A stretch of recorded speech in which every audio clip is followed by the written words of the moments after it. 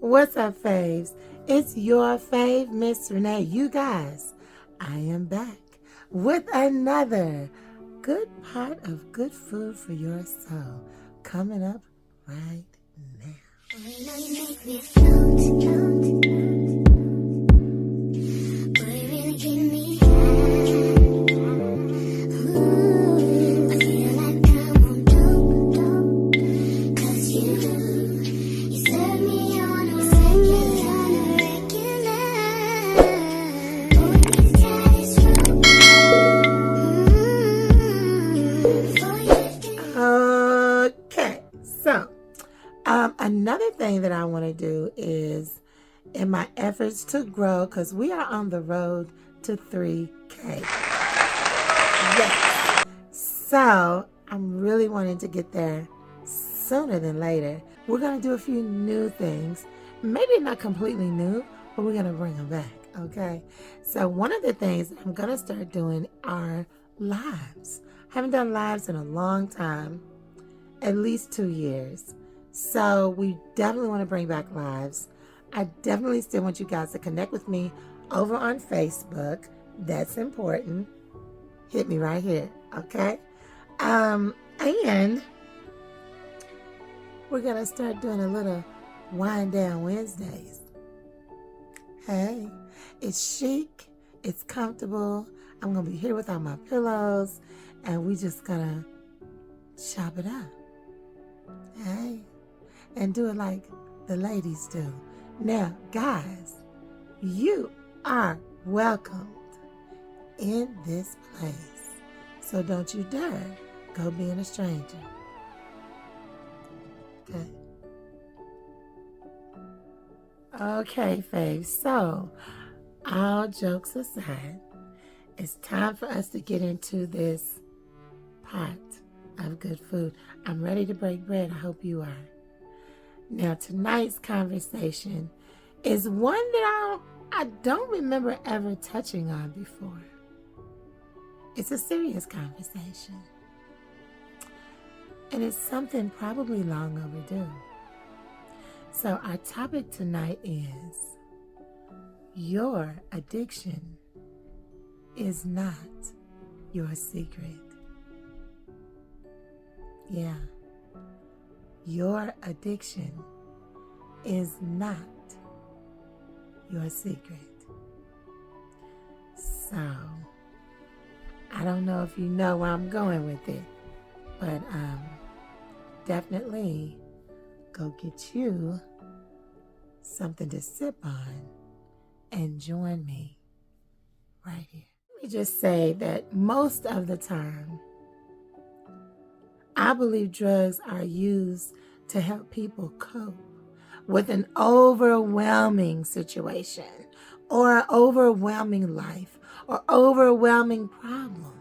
And so the drug is to numb that and take some of the burden and the weight of whatever they're dealing with.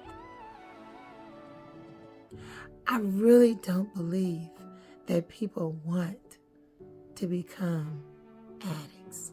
I don't think they do. So I think, and I pray that this video enlightens you. I think that's what we're dealing with a lot of times. And I think it's important to say that initially, people that get on that out of control roller coaster of abusing drugs, they're not really doing that in public. They're doing it in private.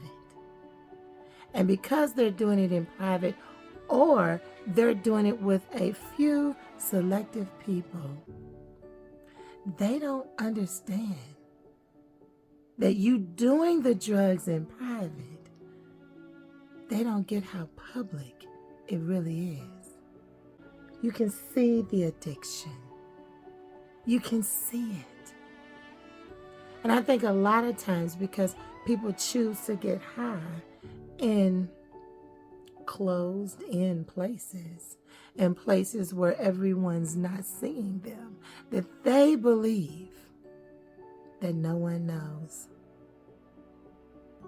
I think in my heart that they feel like it's really a secret. But oh, you can tell. You can tell.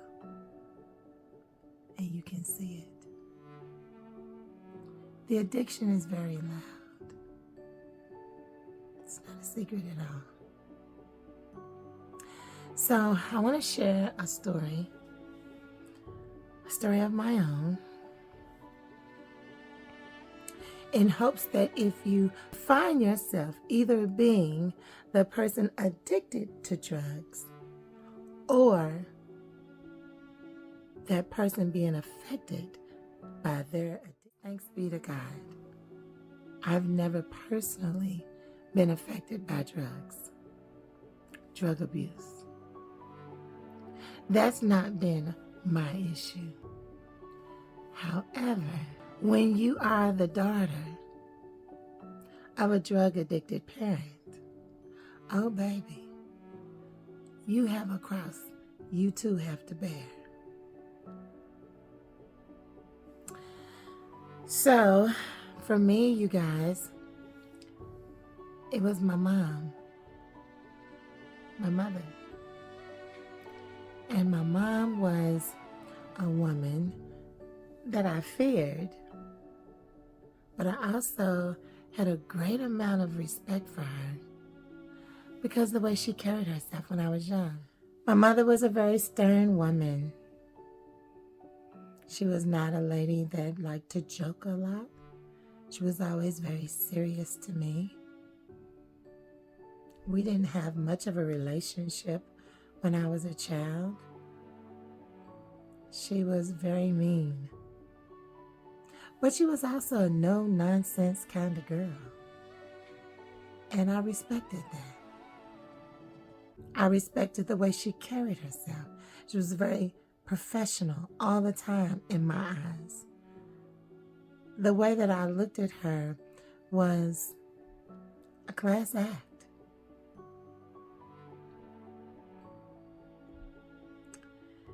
So when I was a senior in high school and I was about ready to graduate, my principal, Sister Maureen, called me to her office one day to tell me that I wasn't going to graduate. Not because of grades, not because of tardinesses or absentees, not because of any of those things. But in fact, my mother had sent me to Catholic schools from 3rd grade all the way to 12th grade. So, my parents had to pay tuition.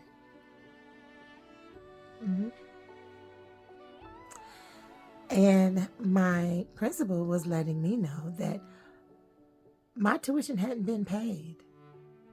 And I don't know for how long, but she said to me, I was not going to graduate.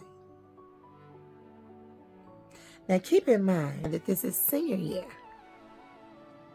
I've already had prom. I've already gone off to prom. We are actually, weeks away from graduating. And I'm being called down to the principal's office to tell me that I'm not graduating from high school because my tuition hadn't been paid, which wasn't my responsibility anyway. But I don't know. I'm thinking maybe they weren't answering the phone at home. Maybe they weren't responding to letters. So their last resort, I hope, was to tell me. And they did. I got home that afternoon and I said to my mother, Sister Maureen called me down to her office And she says, I'm not going to graduate because you haven't paid my tuition. And she said, blowing me off, don't worry about that. We got it. We're going to do it. And I'm like, are you sure? And she goes, yeah, girl. Leave me alone. I got it. We're going to take care of it. And I was like, okay. So I didn't know her to lie. I didn't know not to trust her words. Because up until this moment, I've always been able to trust her words. So I went back to school. And you know how a child thinks, right? I'm only 17. So I'm thinking, let me stay away from Sister Marie, okay? I'm not going to take the senior stairs anymore because the senior stairs are near her office. And I'm going to duck and hide. And if I see anybody, administrative team member, looking for me, I'm going to be over here. Not realizing that, hey, sis, if they really want to get you, Renee, they're just going to come to your class and get you. Whatever. So I remember the day we had graduation practice. I went, I participated, and no one said a word. I also was given my cap and gown. So they had to have paid it. So I was like, okay, they paid it. Throughout the graduation, my name was called. Everything happened just like it was supposed to. And I was like, thank you, Jesus. So the day of graduation came. And I was like, oh my God, overwhelmed, overjoyed, excited. And I remember getting ready because I had on my white dress and I had my white cap and gown. I knocked on Mama's door and I was like, hey, we gotta go because it's getting late. I have to be there at a certain time. And my mother said from the door, she never opened it, call you a cab. I'll see you there. Okay. I called a cab. I went to graduation. So like everyone else, we're all excited. It's an all-girl class because I went to a private girls' school. And we're so excited. This is the last day some of us will see each other. But at the same time, what an amazing feeling of completion and just a beautiful moment to share with the girls that you've been with for 4 years. So I'm excited. And I'm walking and I'm on stage. They call my name. I was so happy. I'm crying, but I'm happy.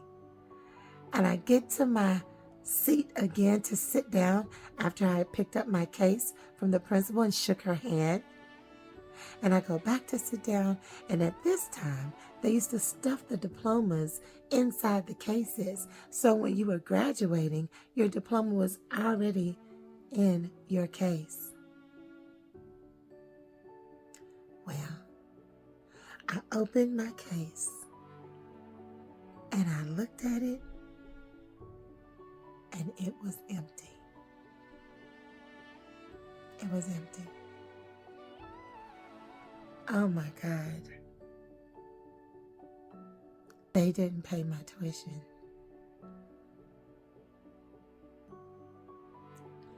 My diploma was not in my case. I remember You know, my family waiting for me to get off the stage, and everyone's so excited. And let me see, let me see. And I just handed it to them. And I remember one of my uncles says, "Where's your diploma?" And I said, "Ask Mama."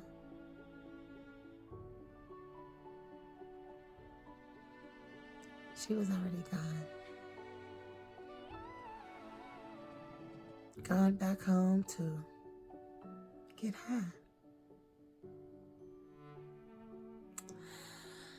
So, what ended up happening, I didn't get my diploma that day. And my mother had no excuses for me not getting it.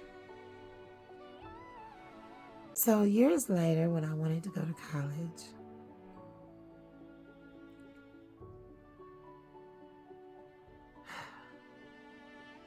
with no transcripts and no proof of my graduation that I have a diploma somewhere in some attic somewhere,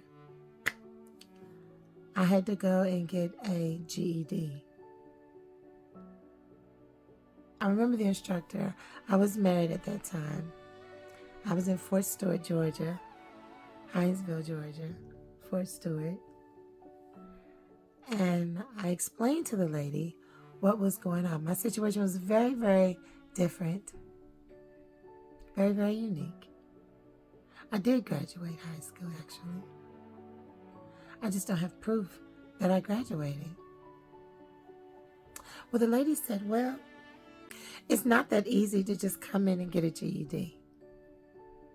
You actually have to go take classes. You have to take classes, pass the classes, take a exam, a pre-test, and then you get to take the actual state test." Are you serious? I'm like, I'm already enrolled in school. I just need my diploma, transcripts, GED, something as a formality. And she says, "I'm sorry."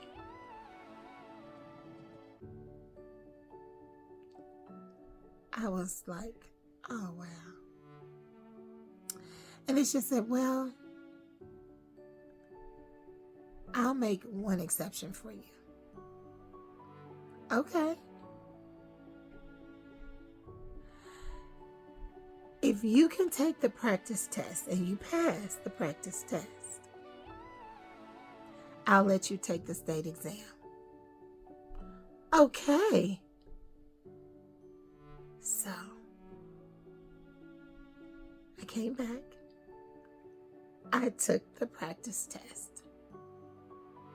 I passed the practice test. So then I took the state exam and I passed. So I was actually able to get enrolled in school and begin. But I'll never forget, that was the one time that my mother's addiction really personally affected me. And it cost me a lot.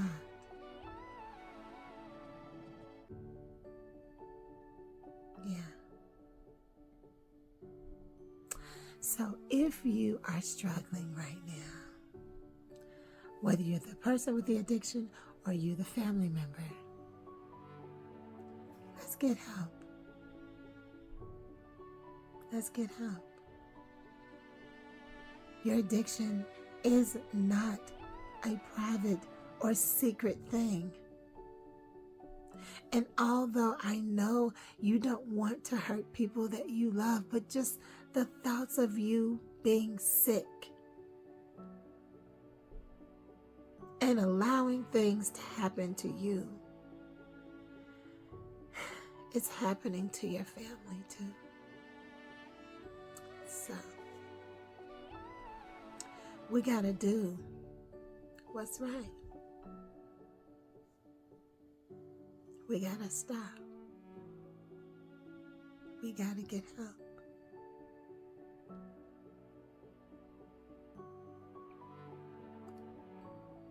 I know you don't want to hurt your family. So let's help you.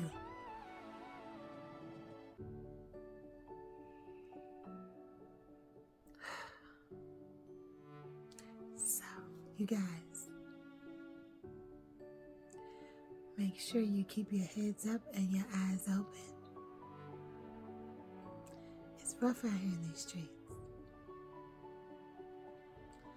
I'll see you guys on the next video.